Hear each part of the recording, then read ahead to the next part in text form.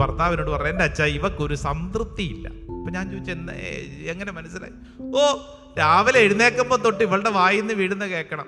എൻ്റെ വീട്ടിൽ ഇങ്ങനെയൊന്നും അല്ല, എൻ്റെ വീട്ടിൽ ഇങ്ങനെയൊന്നും അല്ല. എൻ്റെ അച്ഛൻ ഇവളുടെ വീട്ടിൽ പിന്നെ എങ്ങനെയാ? എപ്പോഴും പിറുപിറുപ്പാണ്. ഞാൻ സംസാരിച്ചു വന്നപ്പോഴാണ് എനിക്ക് മനസ്സിലായി, സത്യത്തിൽ ഈ ഭാര്യയ്ക്ക് ഈ ഭർത്താവിനെ അംഗീകരിക്കാൻ ചില വിഷയങ്ങൾ അസ്വസ്ഥതയുണ്ട്. അതിങ്ങനെ പറഞ്ഞുകൊണ്ടിരിക്കും, അറിയാതെ വായിന്ന് വീണുകൊണ്ടിരിക്കും.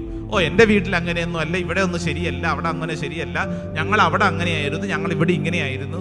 ആയിക്കോട്ടെ, ഇപ്പോൾ നീ ആയിരിക്കുന്ന അവസ്ഥയിൽ നിനക്ക് സംതൃപ്തിയുണ്ടോ? ഇല്ലെങ്കിൽ നീ ഇങ്ങനെ പിറുപിറുത്തോണ്ടിരിക്കും. പിറുപിറുക്കുന്ന സ്വഭാവ രീതി.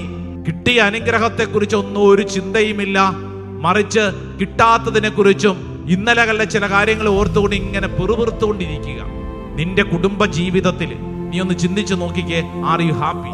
മറ്റുള്ളവർ അങ്ങനെ ചെയ്യുന്നു, മറ്റുള്ളവർ ഇങ്ങനെ ചെയ്യുന്നു, എനിക്ക് മാത്രം ഇങ്ങനെ, എന്താണ് ഗതി? അല്ലേ? ചിലരുടെയൊക്കെ ചോദ്യങ്ങൾ അങ്ങനെയല്ലേ? എന്റെ കൂട്ടത്തിൽ പഠിച്ച എല്ലാവർക്കും അങ്ങനെ കിട്ടി, ഇങ്ങനെ കിട്ടി, ഞാൻ മാത്രം ഇങ്ങനെ നശിക്കുന്നു. ചിലരുടെ വലിയ ഭാരമാണ്.